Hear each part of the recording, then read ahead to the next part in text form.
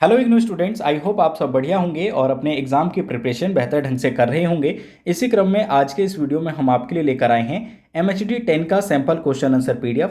Subject name है आपका प्रेमचंद्र की कहानियाँ।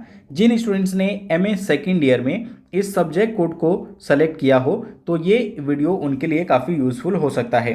तो आज के इस वीडियो में हम आपके लिए सैंपल क्वेश्चन आंसर PDF लेकर आए हैं, जिसे आप गैस पेपर भी कहते हैं या इंपॉर्टेंट क्वेश्चन आंसर PDF भी कह सकते हैं। इस PDF का उद्देश्य है, देखिए, कि जो भी स्टूडेंट ऐसे हैं जिनको अभी तक बुक्स नहीं मिल पाई हो या जॉब के साथ साथ स्टडी कर रहे हो और उनके पास बहुत ज़्यादा समय ना हो, तो ये गैस पेपर उनके लिए यूज़फुल हो सकता है। आप इसे भी अगर केवल कंप्लीटली पढ़ लें तो आपके पासिंग मार्क्स आने के चांसेस बढ़ जाते हैं। ऐसा नहीं है कि देखिए आप टोटली इसी पे डिपेंड होके जाएंगे, लेकिन ये PDF इसलिए यूज़फुल है क्योंकि एक तो ये आपको आइडिया देता है, बेसिक आइडिया, कि किस प्रकार से आपके एग्जाम में क्वेश्चंस बन सकते हैं। और सेकेंडली देखिए, इनमें से भी क्वेश्चंस बनते हैं।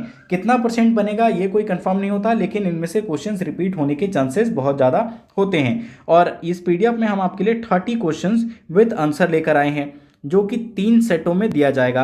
यानी कि एक सेट में आपको 10 क्वेश्चन देखने को मिलेगा और जिस प्रकार से आपका एग्जाम आता है उसी तरह से 3 सेट सॉल्व आपको दिया जा रहा है। तो देखिए यहाँ पर पहला क्वेश्चन आपसे जो है ये गद्यांशों के बारे में पूछा गया है। इनकी संदर्भ सहित व्याख्या करनी होगी।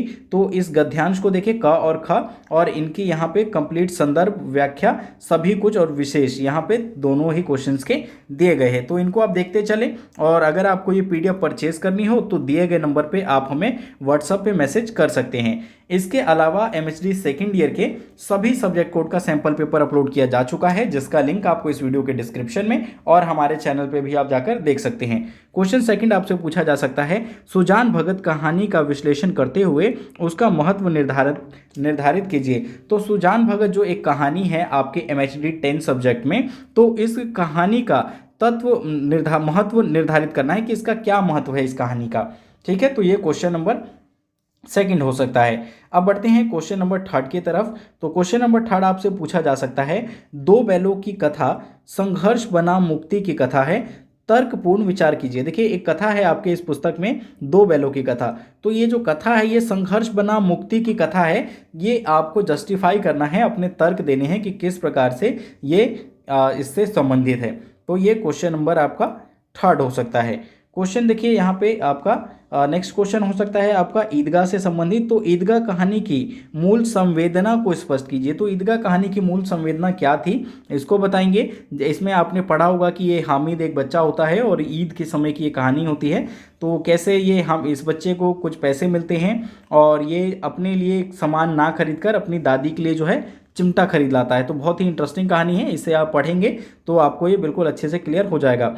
क्वेश्चन नंबर 6 हो सकता है आपका, प्रेमचंद्र के स्त्री संबंधी दृष्टिकोणों पर प्रकाश डालिए। तो प्रेमचंद ने अपने कहानियों में, कविताओं में जो है उसमें नारी के बारे में क्या स्थिति थी, उनका क्या दृष्टिकोण था, उसके बारे में बताया था। तो आप देखेंगे कि मोस्टली प्रेमचंद की कहानियों में आपको स्त्रियों की जो दशा थी दयनीय दिखेगी और शोचनीय स्थिति दिखेगी।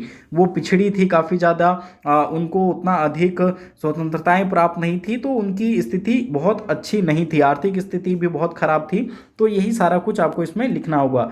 नेक्स्ट क्वेश्चन, क्वेश्चन नंबर 7 हो सकता है आपका, शॉर्ट नोट से संबंधित प्रेमचंद्र की कहानी कला के बारे में, कि प्रेमचंद्र की जो कहानी थी उसमें कौन सी कला आपको देखने को मिलती है, वो कौन से शब्दावली का प्रयोग करते थे, ठीक है, वो वर्णन किस प्रकार से करते थे, भाषा कैसी होती थी, ये सारी चीज़ों का आप इसमें डिस्क्राइब करेंगे।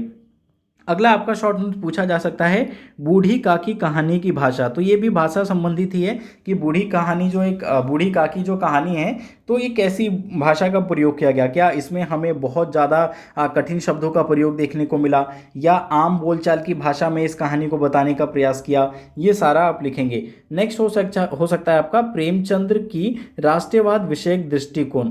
ठीक है, तो प्रेमचंद्र की कहानियों में क्या हमें राष्ट्रवाद संबंधित झलक देखने को मिलती है और नहीं मिलती तो क्यों, और मिलती है तो क्यों, ये सारी चीज़ें आप विद एग्जाम्पल आप बताएंगे।